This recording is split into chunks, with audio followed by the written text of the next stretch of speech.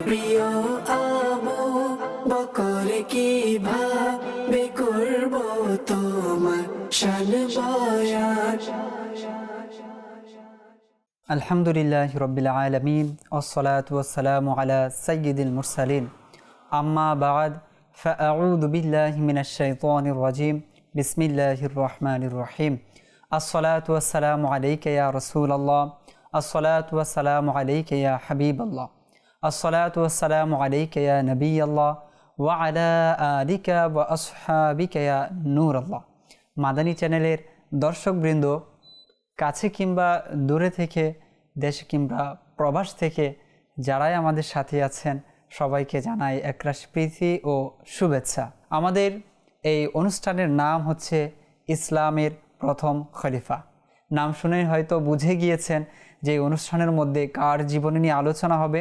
তিনি আমাদের সকলেরই প্রিয়, তিনি আমাদের সকলেরই সম্মানের পাত্র, তিনি আমাদের সকলেরই শ্রদ্ধেয়, আর তিনি হচ্ছেন হজরত সাইয়্যিদুনা আবু বকর সিদ্দিক রাদিয়াল্লাহু তাআলা আনহু।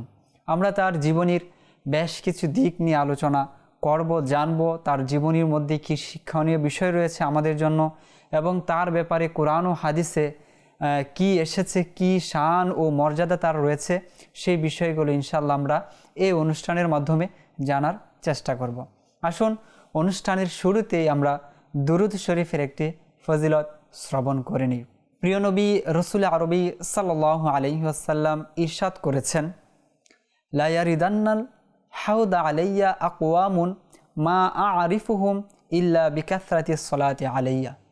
অর্থাৎ কিয়ামতের দিন হাউজে কাউসারের নিকট আমার কাছে অসংখ্য ব্যক্তি আসবে, তাদের মধ্য হতে আমি ওই সকল ব্যক্তিদেরকে চিনে নেব যারা দুনিয়ায় আমার প্রতি অধিক হারে দুরূদ শরীফ পাঠ করেছে।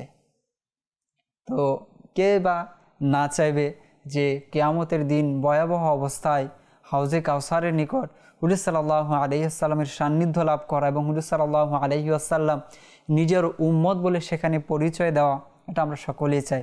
তো আমাদের করণীয় হলো আমরা যেন অধিক হারে দুরূদ শরীফ পাঠ করি।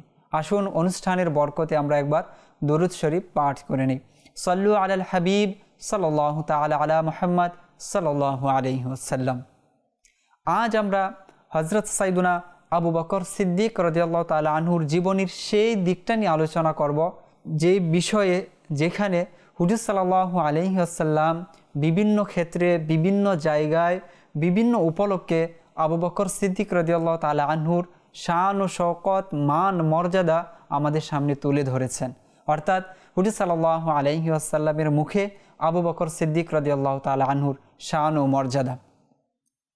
এমনিতে তো কোরআনে পাকের মধ্যেও বেশ কিছু আয়াত রয়েছে যেগুলোর শানে নজুল, যেগুলোর ব্যাখ্যা বিশ্লেষণ যখন আমরা পড়ি তখন আমরা জানতে পারি যে এই আয়াত আবু বকর সিদ্দিক রাদিয়াল্লাহু তাআলা আনহুর শানে নাজিল হয়েছে। যেমন কোরআনে পাকের মধ্যে উল্লেখ রয়েছে, ওয়াল্লাযী জাআ বিস-সিদকি ওয়া সাদ্দাকা বিহি উলাইকা হুমুল মুত্তাকুন। অর্থাৎ ওই ব্যক্তি যিনি সত্য নিয়ে এসেছেন, ওয়া সাদ্দাকা বিহি, এবং ওই ব্যক্তি যিনি এর উপর সত্যায়ন করেছেন, উলাইকা হুমুল মুত্তাকুন, আর তারাই হচ্ছে প্রকৃত মুত্তাকি। তাফসিরে ইবনে কাসিরের মধ্যে এই আয়াতের ব্যাখ্যায় বলা হয়েছে যে হযরত আলী রাদিয়াল্লাহু তাআলা আনহু তিনি বলেন যে এখানে জাআ বিস-সিদকি এর অর্থ হচ্ছে, এর দ্বারা উদ্দেশ্য হচ্ছে হুজুর সাল্লাল্লাহু আলাইহি ওয়াসাল্লাম। অর্থাৎ হুজুর সাল্লাল্লাহু আলাইহি ওয়াসাল্লাম সত্য নিয়ে এসেছেন, ওয়া সাদ্দাকা বিহি, আর এর উপর যে সত্যায়ন করেছেন তিনি হচ্ছেন হযরত সাইয়্যিদুনা আবু বকর সিদ্দিক রাদিয়াল্লাহু তাআলা আনহু। তো এটা একটা রয়েছে। আরেকটি আয়াতে কারিম অত্যন্ত প্রসিদ্ধ, যেখানে এভাবে ইরশাদ রয়েছে, সানিয়া ইসনাইনি ইয হুমা ফিল গারি ইয ইয়াকুলু লিসাহিবিহি লা তাহজান ইন্নাল্লাহা মা'ানা ফাআনজালাল্লাহু সাকিনাতাহু আলাইহিম। তো এইখানে যদি আমরা দেখি আয়াতের মধ্যে যে আবু বকর সিদ্দিক রাদিয়াল্লাহু তাআলা আনহুকে আল্লাহ পাক বিভিন্ন উপাধি দান করেছেন। এই একটি আয়াতের মধ্যে আল্লাহ পাক তাকে সানি বলেছেন, ইয হুমা ফিল গারি ইয ইয়াকুলু লিসাহিবিহি, যখন আবু বকর সিদ্দিক রাদিয়াল্লাহু তাআলা আনহু হুজুর সাল্লাল্লাহু আলাইহি ওয়াসাল্লামের সাথে গুহায় ছিলেন, তখন হুজুর সাল্লাল্লাহু আলাইহি ওয়াসাল্লাম লিসাহিবিহি তার সাথীকে বলেছিলেন, আর তার সাথীকে আবু বকর সিদ্দিক রাদিয়াল্লাহু তাআলা আনহু। অর্থাৎ আল্লাহ তাআলার পক্ষ থেকে তিনি সাহাবী হওয়ার মর্যাদা, সাহাবী হওয়ার উপাধি লাভ করেছেন। হুজুর সাল্লাল্লাহু আলাইহি সাল্লাম কি বলেছিলেন? লা তাহজান ইন্নাল্লাহা মা'ানা, যে তুমি ভয় পেও না, আল্লাহ পাক আমাদের সাথে আছেন। যে আল্লাহ পাক যার সাথে আছেন, এখানে আল্লাহ তাআলার পক্ষ থেকে ঘোষণা এসেছে যে হুজুর সাল্লাল্লাহু আলাইহি সাল্লাম এবং আবু বকর সিদ্দিক রাদিয়াল্লাহু তাআলা আনহুর সাথে আল্লাহ পাক আছেন। সর্বশেষ যে বিষয়টি, যে আল্লাহ পাকের এক বিশেষ সাকিনা তার উপর নাজিল হয়েছিল, অর্থাৎ এক বিশেষ রহমত, এক বিশেষ করুণা, এক বিশেষ শান্তি কার উপর নাজিল হয়েছে? আবু বকর সিদ্দিক রাদিয়াল্লাহু তাআলা আনহুর উপর নাজিল হয়েছে। অর্থাৎ এই একই আয়াতের মধ্যে বেশ কিছু বিশেষত্ব, বেশ কিছু বৈশিষ্ট্য আল্লাহ পাক আবু বকর সিদ্দিক রাদিয়াল্লাহু তাআলা আনহুর ব্যাপারে উল্লেখ করেছেন। এটি তো ছিল কোরআনে পাকের মধ্যে, আরও বেশ কিছু জায়গায় রয়েছে। আজ আমরা জানবো যে হুজুর সাল্লাল্লাহু আলাইহি ওয়াসাল্লাম আবু বকর সিদ্দিক রাদিয়াল্লাহু তাআলা আনহুর ব্যাপারে কি বলেছেন, তার শান, তার মর্যাদা কি রয়েছে। আমরা মনোযোগ সহকারে ইনশাআল্লাহ এগুলো যদি শুনি, ইনশাআল্লাহ আমাদের ঈমান আরও সতেজ হয়ে যাবে ইনশাআল্লাহ। আব্দুল্লাহ ইবনে আব্বাস রাদিয়াল্লাহু তাআলা আনহু বর্ণনা করেন, একদা হুজুর সাল্লাল্লাহু আলাইহি ওয়াসাল্লাম এবং হযরত আলী রাদিয়াল্লাহু তাআলা আনহু এক জায়গায় দাঁড়িয়েছিলেন। আর ইতোমধ্যে হযরত সাইয়্যিদুনা আবু বকর সিদ্দিক রাদিয়াল্লাহু তাআলা আনহু সেখানে উপস্থিত হন। সেখানে যখন হযরত সাইয়্যিদুনা আবু বকর সিদ্দিক রাদিয়াল্লাহু তাআলা আনহু উপস্থিত হন, হুজুর সাল্লাল্লাহু আলাইহি ওয়াসাল্লাম এগিয়ে গিয়ে মুসাফা করেন, বুকে জড়িয়ে নেন এবং তার মুখে চুম্বন করেন। অতঃপর হযরত আলী রাদিয়াল্লাহু তাআলা আনহুকে লক্ষ্য করে বলেন, হে আবুল হাসান, আমার নিকট আবু বকরের মর্যাদা অনুরূপ যেরূপ আমার মর্যাদা আল্লাহ পাকের নিকট। আল্লাহু আকবার। এটি বর্ণনা করেছেন ইমাম তাবারি রাহমাতুল্লাহ তাআলা আলাইহি আর রিয়াদুন নাযারা ফি মানাকিবিল আশারা এই গ্রন্থের মধ্যে। তো এখানে হুজুর সাল্লাল্লাহু আলাইহি সাল্লাম আবু বকর সিদ্দিক রাদিয়াল্লাহু তাআলা আনহুকে কি বললেন? যে আবু বকর হচ্ছে আমার নিকট অনুরূপ যেরূপ আমি আল্লাহ পাকের নিকট। আল্লাহু আকবার কবীরা। আমরা যদি দেখি যে কুল কায়নাত, আল্লাহ পাকের যে সৃষ্টি, যে ব্রহ্মাণ্ড রয়েছে, সব কিছুর চেয়ে আল্লাহ পাকের নিকট সম্মানী হচ্ছে হুজুর সাল্লাল্লাহু আলাইহি ওয়াসাল্লাম। এরপর যদি আমরা দেখি সকল আম্বিয়া কেরাম যারা রয়েছেন, সকল রসুল যারা আছেন, সকলের চেয়ে মর্যাদাবান হচ্ছে আল্লাহ পাকের নিকট আমার আপনার নবী রসুল আরবি সাল্লাল্লাহু আলাইহি ওয়াসাল্লাম। তো সকল সৃষ্টির মধ্যে তো হুজুর সাল্লাল্লাহু আলাইহি ওয়াসাল্লাম আল্লাহ পাকের নিকট সম্মানী, আল্লাহ পাকের নিকট অধিক মর্যাদাবান, আল্লাহ পাকের নৈকট্যশীল। আর উম্মতের মধ্যে তো এটাই বুঝাচ্ছেন যে সকল সৃষ্টির মধ্যে আমি যেমন আল্লাহ তাআলার নিকট নৈকট্যপ্রাপ্ত, আমি আল্লাহ পাকের নিকটবর্তী, অনুরূপভাবে আমার এই উম্মতের মধ্যে এই আবু বকর সিদ্দিক আমার নিকট সবচেয়ে কাছের, সবচেয়ে ঘনিষ্ঠের, সবচেয়ে আমার আত্মীয়ের একজন তিনি। সুতরাং এই হাদিস দ্বারা বোঝাই যাচ্ছে যে উম্মতের মধ্যে হুজুর সাল্লাল্লাহু আলাইহি ওয়াসাল্লামের নিকট সবচেয়ে কাছের যিনি, তিনি হচ্ছেন হযরত সাইয়্যিদুনা আবু বকর সিদ্দিক রাদিয়াল্লাহু তাআলা আনহু। আমরা যদি দেখি যে আবু বকর সিদ্দিক রাদিয়াল্লাহু তাআলা আনহু হুজুর সাল্লাল্লাহু আলাইহি ওয়াসাল্লাম তার ব্যাপারে কি সুসংবাদ দিয়েছেন, তিনি নেকির ক্ষেত্রে কতটা অগ্রগামী। যে হুজুর সাল্লাল্লাহু আলাইহি ওয়াসাল্লামের নিকট সবচেয়ে যে কাছের আমরা তো জেনে নিলাম, কিন্তু এর কারণ কি ছিল? এর অন্যতম একটি কারণ হচ্ছে নেকি। তার নেকি ছিল ইখলাসপূর্ণ, তার নেকির সমতুল্য কেউ ছিল না। যেমনটা হাদিসে পাকের মধ্যে এসেছে, হযরত সাইয়্যিদাতুনা আয়েশা সিদ্দিকা রাদিয়াল্লাহু তাআলা আনহা বর্ণনা করেন, একদা হুজুর সাল্লাল্লাহু আলাইহি ওয়াসাল্লাম আমার কোলে মাথা মোবারক রেখে শুয়েছিলেন। আর রাতটা ছিল আলোকিত, রাতের বেলায়, এবং চাঁদ চমকাচ্ছিল, জ্যোৎস্না রাত ছিল, পরিবেশ এক অন্যরকম পরিবেশ ছিল। তো আয়েশা সিদ্দিকা রাদিয়াল্লাহু তাআলা আনহা মনের মধ্যে একটি প্রশ্ন জাগলো। তিনি চাঁদ দেখছিলেন, এদিকে আকাশ দেখছিলেন, আকাশের তারাগুলো ঝলমল করছিল, আর বিশাল এক ব্রহ্মাণ্ড। তো এই দেখে কৌতূহল মনের মধ্যে জেগে উঠল তার, এবং সেই কৌতূহল নিয়ে তিনি হুজুর সাল্লাল্লাহু আলাইহি ওয়াসাল্লামকে প্রশ্ন করে বসলেন, ইয়া রাসূলুল্লাহ, ইয়া হাবিবাল্লাহ, এই যে আকাশ রয়েছে, আর এই আকাশের মধ্যে অসংখ্য তারকা রয়েছে, এর তো হিসাব নেই, অসংখ্য তারকা। আমরা যখন দেখি আকাশের দিকে, যে এলাকার মধ্যে বা যে গ্রামের মধ্যে বায়ু দূষণ নেই, আকাশ পরিষ্কার, তারা কিন্তু খুবই দেখেন চমৎকারভাবে যে আকাশে কত তারকা রয়েছে, এগুলো গণে শেষ করার মতো নয়। তো তিনিও প্রশ্ন করলেন, ইয়া রাসূলুল্লাহ, এই যে আকাশের তারকা রয়েছে, তো আপনার উম্মতের মধ্যে এমন কেউ কি আছে যার নেকি এই আকাশের তারকার সমপরিমাণ হবে? তখন হুজুর সাল্লাল্লাহু আলাইহি ওয়াসাল্লাম ইরশাদ করলেন, জি হ্যাঁ আছে তো, তবে সে হলো উমর, যার নেকি আকাশের তারকার সমান।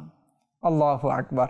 যখন হুজুর সাল্লাল্লাহু আলাইহি ওয়াসাল্লাম উমর ফারুক রাদিয়াল্লাহু তাআলা আনহুর নাম নিলেন, তখন আবার তিনি পুনরায় প্রশ্ন করলেন, যেহেতু তার এটা তো জানা ছিল যে তার বাবা তো কোনো দিক দিয়ে পিছিয়ে নয়, তার বাবার আমল, আখলাক, ইখলাস সব কিছুই ছিল আলা। তো আবু বকর সিদ্দিক রাদিয়াল্লাহু তাআলা আনহুর নাম না নিয়ে উমর ফারুক রাদিয়াল্লাহু তাআলা আনহুর নাম নিলেন। আর উমর ফারুক রাদিয়াল্লাহু তাআলা আনহুর মাকাম ও মর্যাদার দ্বারা প্রতীয়মান হচ্ছে যে আকাশের তারকার ন্যায় তার আমল। তো তিনি আবারও প্রশ্ন করলেন, ইয়া রাসূলুল্লাহ, ইয়া হাবিবাল্লাহ, তাহলে আমার সম্মানিত পিতা হযরত সাইয়েদুনা আবু বকর সিদ্দিক, তার আমল নামার কি অবস্থা, তিনি কোন স্তরে আছেন? তখন হুজুর সাল্লাল্লাহু আলাইহি ওয়াসাল্লাম ইরশাদ করলেন যে হযরত উমর, তার যে আমল রয়েছে তার সকল আমল আবু বকর সিদ্দিক রাদিয়াল্লাহু তাআলা আনহুর একটি আমলের সমপরিমাণ। আল্লাহু আকবার কবীরা। হযরত সাইয়েদুনা ওমর ফারুক রাদিয়াল্লাহু তাআলা আনহুর আমলের আমরা কিভাবে অনুমান করতে পারি? হুজুর সাল্লাল্লাহু আলাইহি ওয়াসাল্লাম তো এক বাক্যে বলে দিলেন যে আকাশের যত তারকা রয়েছে সেই তারকার সমপরিমাণ আমল হচ্ছে ওমর ফারুক রাদিয়াল্লাহু তাআলা আনহুর। আর সেই সকল আমলকে বলা হচ্ছে যে সিদ্দিকে আকবর রাদিয়াল্লাহু তাআলা আনহুর মাত্র একটি আমলের সমপরিমাণ।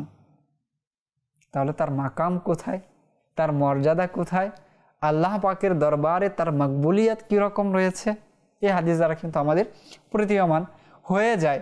আমরা জাস্ট হয়তো আমরা তো এটাকে বেষ্টন করতে পারবো না আমাদের মেধা দিয়ে, তবে একটা অনুমান তো করা যায় যে তার আমল কত ছিল। আমরা যদি উমর ফারুক রাদিয়াল্লাহু তাআলা আনহুর আমলের কথাই চিন্তা করি, সেটা আমরা কি করতে পারবো না, বেষ্টন করতে পারবো না, সেটা আমরা গণনা করতে পারবো না।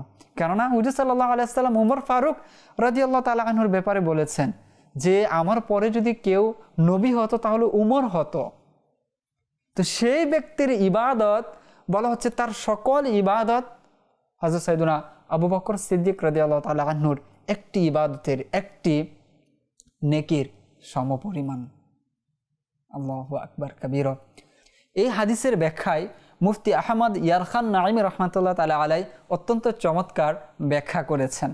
তিনি বলেন, হযরত সাইয়্যিদাতুনা আয়েশা সিদ্দিকা রাদিয়াল্লাহু তাআলা আনহার কুলে যখন প্রিয় নবী রাসূল আরবি সাল্লাল্লাহু আলাইহি ওয়াসাল্লামের মাথা মুবারক ছিল, তখন তো সেই কুলটা আরশে আযমের চেয়েও হয়তো সম্মানিত হয়ে গিয়েছিল। কেননা তিনি সেই মাথাকে নিজের কুলে রেখেছেন, যেটা হচ্ছে সাহিবে কোরআনের মাথা, অর্থাৎ প্রিয় নবী রাসূল আরবি সাল্লাল্লাহু আলাইহি ওয়াসাল্লামের মুবারক মাথা তার কুলের মধ্যে ছিল। আর আমরা জানি যে হুজুর সাল্লাল্লাহু আলাইহি ওয়াসাল্লামের বরকতময় দেহ মুবারক, বরকতময় দেহ যেই স্থানটা স্পর্শ করে আছে এই মুহূর্তে, সকল উলামায়ে কেরাম ইকমত যে সেই স্থানটা কি আরশে আজিমের চেয়েও মূল্যবান, আরশে আজিমের চেয়েও সম্মানিত। সুতরাং এর ভিত্তিতে বলাই যায় যে আয়েশা সিদ্দিকা রাদিয়াল্লাহু তাআলা আনহা যখন সেই মাথা মুবারক নিজের কোলে রেখেছিলেন, অবশ্যই সেই কোলটা আরশে আজিমের চেয়েও সম্মানিত হয়ে গিয়েছিল। তিনি সেখানে আরও একটি বিষয় স্পষ্ট করেন যে আয়েশা সিদ্দিকা রাদিয়াল্লাহু তাআলা আনহার যে আকিদা, যে বিশ্বাস, সেটাও কিন্তু এর মাধ্যমে প্রতীয়মান হয়। তার বিশ্বাস এটাই ছিল যে সাত আসমানের যে কোনায় কোনায় যে তারকা রাজি রয়েছে, সেই তারকার কতটুকু বড় রয়েছে, পরিধি রয়েছে, কোন আসমানে কতগুলো তারকা রয়েছে, আসমানের কোন কোনায় কয়টি তারকা রয়েছে, এই সব কিছুর ইলম আমার আকা সাল্লাল্লাহু আলাইহি ওয়াসাল্লামের জানা রয়েছে। আর এর পাশাপাশি এটাও জানা রয়েছে যে তিনি যখন প্রশ্ন করেছেন তখন থেকে শুরু করে কিয়ামত পর্যন্ত উম্মত যখন যে আসবে, পৃথিবীর যে কোনায় আসবে, সে কি পরিমাণে ইবাদত করবে, তার আমলের পরিমাণ কীরকম হবে, সেটাও হুজুর সাল্লাল্লাহু আলাইহি ওয়াসাল্লাম জানতেন। এটাও হযরত সাইয়্যিদাতুনা আয়েশা সিদ্দিকা রাদিয়াল্লাহু তাআলা আনহার কি ছিল, আকীদা ছিল, বিশ্বাস ছিল যদি এরকম বিশ্বাস না থাকতো তাহলে প্রশ্নই বা তিনি কেন করতেন? কেননা এই প্রশ্নের উত্তর দেওয়ার জন্য আকাশের কতগুলো তারকা রয়েছে সেটা জানা দরকার, এবং এই উম্মতের মধ্যে কার ইবাদত কত রয়েছে, কে কি পরিমাণে ইবাদত করেছে, কার নেকি কি পরিমাণে রয়েছে, সেটা যে ব্যক্তির জানা নেই সে তো এই প্রশ্নের উত্তর দিতে পারবে না। সুতরাং আয়েশা সিদ্দিকা রাদিয়াল্লাহু তাআলা আনহার এই প্রশ্নের দ্বারা বোঝা যাচ্ছে যে তার বিশ্বাস এটাই ছিল যে হুজুর সাল্লাল্লাহু আলাইহি ওয়াসাল্লাম আসমানের মধ্যে যত তারকা রয়েছে, যত ইউনিভার্স রয়েছে, সকল কিছুর জ্ঞান হুজুর সাল্লাল্লাহু আলাইহি ওয়াসাল্লাম এর কাছে ছিল। আর এই জন্যই তো হুজুর সাল্লাল্লাহু আলাইহি ওয়াসাল্লাম তা কী করলেন, তৎক্ষণাৎ উত্তর দিয়ে দিলেন। আর উত্তরও বা কীভাবে দিলেন? এখানে হুজুর সাল্লাল্লাহু আলাইহি ওয়াসাল্লামের ইলমের বিষয়টা সেটা কিন্তু আরও স্পষ্ট হয়ে যাচ্ছে। হুজুর সাল্লাল্লাহু আলাইহি ওয়াসাল্লাম কিন্তু তখন বলেননি যে জিব্রাইলকে আসতে দাও, সে যদি সংবাদ নিয়ে আসে তখন আমি এর প্রশ্নের উত্তর দিব না, তিনি সেটা করেননি।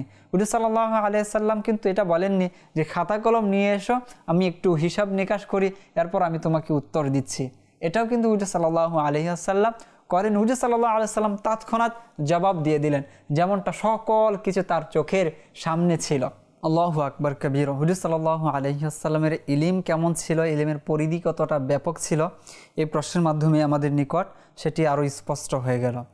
হযরত সাইয়্যিদুনা আবু বকর সিদ্দিক রাদিয়াল্লাহু তাআলা আনহুকে হুজুর সাল্লাল্লাহু আলাইহি ওয়াসাল্লাম কতটা ভালোবাসতেন এই ঘটনা থেকে আরও স্পষ্ট হয় যে উহুদ যুদ্ধে হযরত সাইয়্যিদুনা আবু বকর সিদ্দিক রাদিয়াল্লাহু তাআলা আনহু তিনি তো অংশগ্রহণ করেছিলেন, তবে তার সন্তান আব্দুর রহমান তখনও তিনি ইসলাম ধর্ম গ্রহণ করেননি বা মুসলমান হননি। তো তিনি বিরোধী দলের পক্ষ থেকে সেই যুদ্ধে অংশগ্রহণ করেছিল। যখন তিনি দেখতে পেলেন তার সন্তানকে যে সেও যুদ্ধে অংশগ্রহণ করেছে, তখন তিনি তাকে ডাকছিলেন যে আমার সাথে এসে লড়াই করো, আমার সাথে আসো, লড়াই করো। যখন হুজুর সাল্লাল্লাহু আলাইহি ওয়াসাল্লাম এই দৃশ্যটা দেখলেন তখন তাকে তার হাত ধরে বসিয়ে দেন।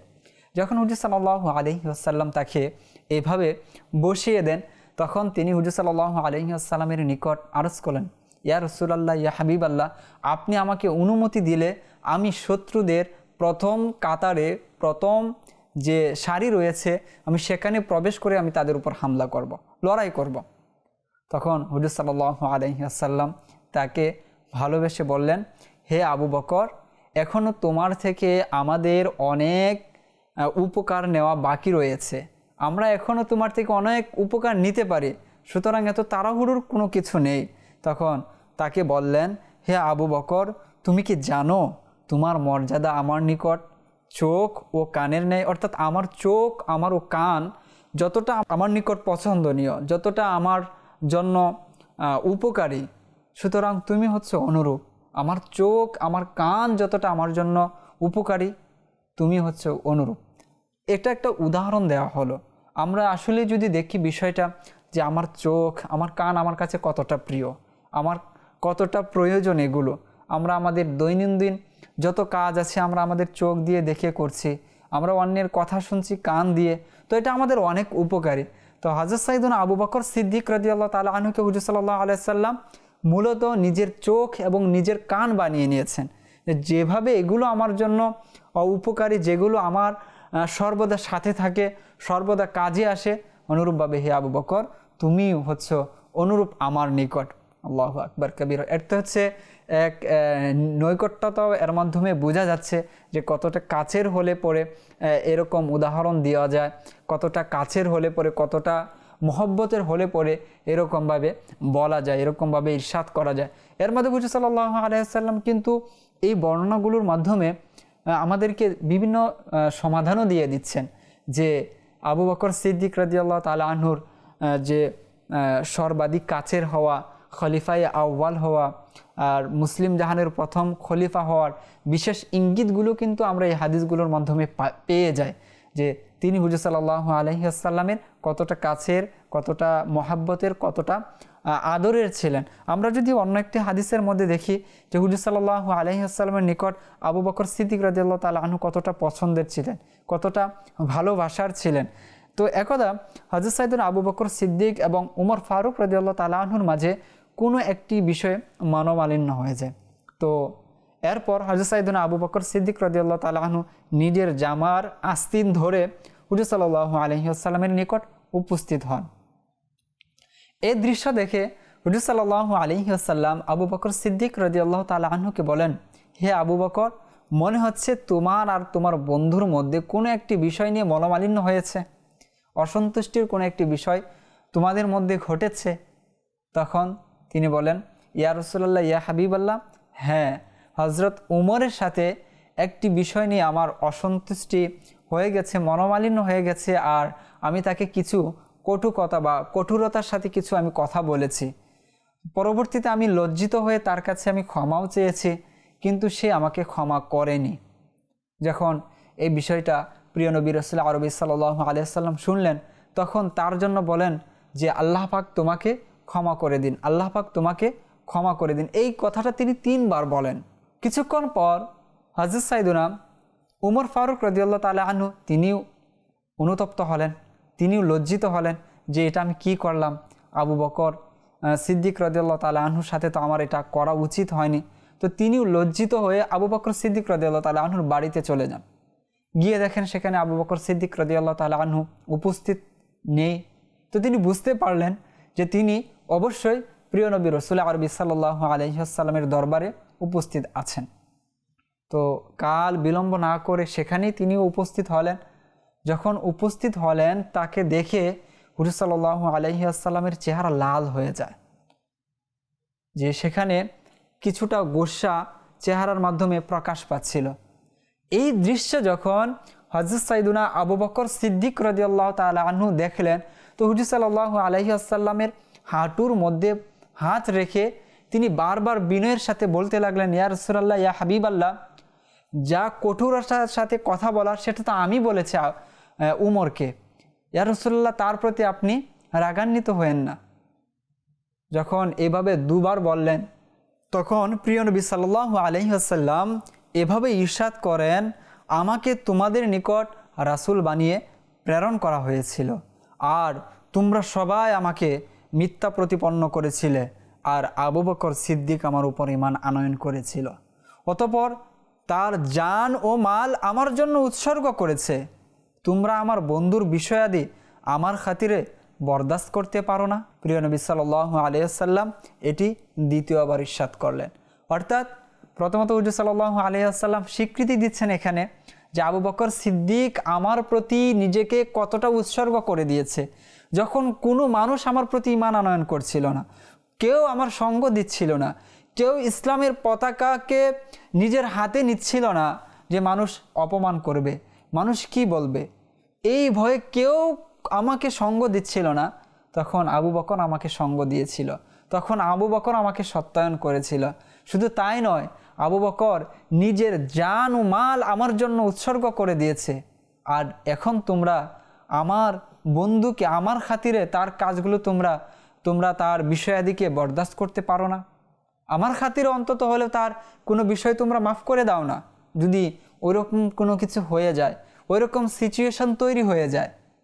যখন প্রিয় নবী রাসূল আরবি সাল্লাল্লাহু আলাইহি ওয়াসাল্লাম দ্বিতীয়বার এই কথা বললেন, তখন সাহাবায়ে কেরামের মধ্যে এই বিষয়টি একদম গেঁথে যায় মনের মধ্যে, যে পরবর্তীতে আর কখনো কোনো দিন কোনো সাহাবা হযরত সাইয়েদুনা আবু বকর সিদ্দিক রাদিয়াল্লাহু তাআলা আনহুকে কষ্ট দেওয়ার সাহস করেননি। আল্লাহু আকবার কবীরা। তো এর মাধ্যমে তো হচ্ছে যে আবু বকর সিদ্দিক রাদিয়াল্লাহু তাআলা আনহুকে হুজুর সাল্লাল্লাহু আলাইহি ওয়াসাল্লাম কতটা ভালোবাসতেন। আর পরবর্তীতে কোনো সাহাবী আবু বকর সিদ্দিক রাদিয়াল্লাহু তাআলা আনহুর বিরুদ্ধে গিয়ে কোনো কথা বলা, তার সাথে কি করা, ঝগড়া করা, তর্ক করা, এরকমটা কোনো সাহাবী পরবর্তীতে আর করেননি। আর এটি বুখারী শরীফের বর্ণনা রয়েছে এটি। সুতরাং হযরত সাইয়েদুনা আবু বকর সিদ্দিক রাদিয়াল্লাহু তাআলা আনহু যে আমার প্রিয় আকা সাল্লাল্লাহু আলাইহি ওয়াসাল্লামের নিকট কতটা পছন্দের ছিলেন, কতটা প্রিয় পাত্র ছিলেন, এই বিষয়গুলো কিন্তু আমরা এই হাদিসগুলোর মাধ্যমে বুঝতে পারি, অনুধাবন করতে পারি। এছাড়া হযরত সাইয়েদুনা আবু বকর সিদ্দিক রাদিয়াল্লাহু তাআলা আনহুর আরও বেশ কিছু শান ও মর্যাদা রয়েছে। কিতাবের মধ্যে রয়েছে, প্রিয় নবী সাল্লাল্লাহু আলাইহি ওয়াসাল্লাম ইরশাদ করেছেন, ফিরিস্তাগণ আবু বকরকে কিয়ামতের দিন নিয়ে আসবে এবং আম্বিয়া কিরামের সাথে জান্নাতে জায়গা প্রদান করবে। অর্থাৎ কিয়ামতের দিন তো প্রত্যেক ব্যক্তি নিজে নিজে গিয়ে সেখানে উপস্থিত হবে। কিন্তু আবু বকর সিদ্দিক রাদিয়াল্লাহু তাআলা আনহুর শান ও মান হচ্ছে এটাই যে তাকে ফেরেশতারা নিয়ে আসবে, এবং ফেরেশতারা শুধু নিয়ে আসবে না, জান্নাতে যেখানে আম্বিয়া কেরাম থাকবে, যাদের শান ও মান তো আলা, তাদের সাথে ফেরেশতারা সেখানে নিয়ে জায়গা প্রদান করবে যে আপনি আম্বিয়া কেরামের সাথে থাকুন। আল্লাহু আকবার কাবীর। অন্য এক বর্ণনায় এসেছে যে হযরত আবু হুরায়রা রাদিয়াল্লাহু তাআলা আনহু থেকে বর্ণিত, প্রিয় নবী সাল্লাল্লাহু আলাইহি ওয়াসাল্লাম ইরশাদ করেছেন, যে ব্যক্তি প্রতিটি জিনিস দুটি করে ব্যয় করে বা দুবার করে ব্যয় করবে, জান্নাতের দরজাসমূহ থেকে এভাবে আওয়াজ আসবে, হে আল্লাহর বান্দা, তোমার জন্য এই দরজাটি উত্তম। অর্থাৎ জান্নাতের যে 8টি দরজা রয়েছে, প্রত্যেকটি দরজা তাকে আহ্বান করবে, হে বান্দা, তুমি এই দরজা দিয়ে প্রবেশ করো না, তুমি আমার দিকে এই দরজা দিয়ে প্রবেশ করো, কেননা এটি তোমার জন্য উত্তম। অতএব নামাজি ব্যক্তিকে বাবুস সালাম থেকে আহ্বান করা হবে, জিহাদকারীকে বাবুল জিহাদ থেকে আহ্বান করা হবে, সদকাকারী ব্যক্তিকে বাবুস সাদাকাত থেকে আহ্বান করা হবে, এবং রোজাদার ব্যক্তিকে বাবুর রায়ান থেকে আহ্বান করা হবে। যখন এই হাদিস প্রিয় নবী রাসূল আরবি সাল্লাল্লাহু আলাইহি ওয়াসাল্লাম বর্ণনা করেন, তখন সেখানে আবু বকর সিদ্দিক রাদিয়াল্লাহু তাআলা আনহু উপস্থিত ছিলেন। তো তিনি হুজুর সাল্লাল্লাহু আলাইহি ওয়াসাল্লামের নিকট আরজ করেন, ইয়া রাসূলুল্লাহ, ইয়া হাবিবাল্লাহ, কোনো এক ব্যক্তি জান্নাতে প্রবেশ করবে, তো এটা তো একটি দরজা হলেই হয়ে যায়, অতিরিক্ত দরজার তো প্রয়োজন পড়ে না। অর্থাৎ জান্নাতে যাওয়া হলো মাকসাদ আমাদের, যে কোনো একটি দরজা দিয়ে জান্নাতে প্রবেশ করলেই তো হয়ে গেল। তো তার জন্য তো এতগুলো দরজার প্রয়োজন নেই, জরুরি নেই। তারপরও তিনি বলেন যে কোনো ব্যক্তিকে এমন আছে যে তার জন্য প্রত্যেকটি দরজা আহ্বান করবে, প্রত্যেকটি দরজা থেকে তাকে ডাকা হবে। তখন প্রিয় নবী রাসূল আরবি সাল্লাল্লাহু আলাইহি ওয়াসাল্লাম ইরশাদ করেন, জি হ্যাঁ, আর নিঃসন্দেহে তুমিও তাদেরই একজন। আল্লাহু আকবার কবীর। অর্থাৎ জান্নাতের 7টি দরজা যে সকল ব্যক্তিদেরকে আহ্বান করবে যে তুমি আমার মাধ্যমে জান্নাতে প্রবেশ করো, তো সেই সকল সৌভাগ্যবান যে ব্যক্তিবর্গ যারা রয়েছে তাদের নাম তো আমরা জানি না, কিন্তু একজনের নাম আমরা জানি, সেটা হচ্ছে আবু বকর সিদ্দিক রাদিয়াল্লাহু তাআলা আনহু, যার জান্নাতি হওয়ার সুসংবাদও পেয়ে গেলাম, এবং তার মাকাম ও মর্যাদা এরকম হবে যে জান্নাতের দরজাগুলো কি করবে, তাকে ডাকবে যে আপনি আমার দ্বারা প্রবেশ করে আমাকে সৌভাগ্যমণ্ডিত করুন। এটা কত বড় এক সৌভাগ্যের বিষয়, কত বড় মর্যাদার বিষয়। তিনি জান্নাতে প্রবেশ করবেন, জান্নাতের দরজাগুলো তাকে ডাকবে। আমরা শুনলাম ফেরেশতারা তাকে কিয়ামতের ময়দানে নিয়ে যাবে, এবং জান্নাতে যে সকল আম্বিয়া কেরামের জন্য বরাদ্দ রয়েছে যে জান্নাতগুলো, সেখানে তাকে থাকতে দেওয়া হবে। এমনকি এও বর্ণনা পাওয়া যায় যে যাকে মানুষ দেখার জন্য আগ্রহী হবে জান্নাতে, এরকম ব্যক্তি, হুজুর সাল্লাল্লাহু আলাইহি সাল্লাম বর্ণনা করছেন যে এরকম ব্যক্তি হবে যে মানুষ তাকে দেখার জন্য আগ্রহী হবে, উৎসাহী হবে। তো তখন আবু বকর সিদ্দিক রাদিয়াল্লাহু তাআলা আনহু বলেন, ইয়া রাসূলুল্লাহ, সেই ব্যক্তিকে কি আমিও দেখতে পারবো? তখন হুজুর সাল্লাল্লাহু আলাইহি সাল্লাম বলেছিলেন, সেই ব্যক্তি তো তুমি। আল্লাহু আকবার কবীর। তো আবু বকর সিদ্দিক রাদিয়াল্লাহু তাআলা আনহু তিনি হচ্ছেন সেই ব্যক্তি যাকে হুজুর সাল্লাল্লাহু আলাইহি ওয়াসাল্লাম সবচেয়ে বেশি নেককার বলেছেন। তিনি হচ্ছেন সেই ব্যক্তি যাকে হুজুর সাল্লাল্লাহু আলাইহি ওয়াসাল্লাম নিজের দোহাই দিয়ে বলেছেন যে আমার খাতির হলেও তার সাথে তোমরা কখনো তর্ক করিও না। তিনি হচ্ছেন সেই ব্যক্তি যাকে হুজুর সাল্লাল্লাহু আলাইহি ওয়াসাল্লাম নিজের অঙ্গ প্রত্যঙ্গের সাথে তুলনা করেছেন। তিনি হচ্ছেন সেই ব্যক্তি যাকে ফেরেশতারা জান্নাতে নিয়ে যাবে। তিনি হচ্ছেন সেই ব্যক্তি যার জন্য সকল জান্নাতের সকল দরজা আহ্বান করবে। আর তিনি হচ্ছেন সেই ব্যক্তি যাকে দেখার জন্য সকল মানুষ আকাঙ্ক্ষা থাকবে, উদ্গ্রীব থাকবে যে আমি সেই ব্যক্তির দিদার করতে চাই। আর তিনি হচ্ছেন ইসলামের প্রথম খলিফা হযরত সাইয়্যিদুনা আবু বকর সিদ্দিক রাদিয়াল্লাহু তাআলা আনহু। তো তার জীবনী তো আমরা শুনলাম, এই মাকাম, এই মর্যাদা তো আমরা শুনলাম, কিন্তু এর পিছনে ত্যাগ রয়েছে, তিতিক্ষা রয়েছে, এর পিছনে বহু ঘটনা রয়েছে, এর পিছনে তার পরিশ্রম রয়েছে, এর পিছনে তার উৎসর্গ রয়েছে, এর পিছনে তার যে দান রয়েছে, দক্ষিণা রয়েছে। এই বিষয়গুলো আমাদের জানা দরকার যে তিনি এই মর্যাদা কিভাবে লাভ করেছেন। তো সেই বিষয়গুলো জেনেও আমাদেরকে আমাদের জীবন সেভাবে অতিবাহিত করা, আমাদের জীবন সেভাবে রাঙানো উচিত। অন্যথায় ফজিলত তো আমরা শুনেছি, এটা আমাদের ইসলামের প্রথম খলিফার ফজিলত এগুলো। সুতরাং এতে আমাদের শিক্ষা কি রয়েছে? আমাদেরও কি করা উচিত? তাদের নকশা কদমে চলা উচিত। আল্লাহ পাক আমাদেরকে তাদের নকশে কদম, তাদের পদাঙ্ক অনুসরণ করার তৌফিক দান করুন। আমিন। বিজাহিন নবিয়্যিল আমিন সাল্লু আলাল হাবিব সাল্লাল্লাহু তাআলা আলা মুহাম্মদ সাল্লাল্লাহু আলাইহি ওয়াসাল্লাম। প্রিয় আবু বকর কিভাবে করব তোমার শান বয়ান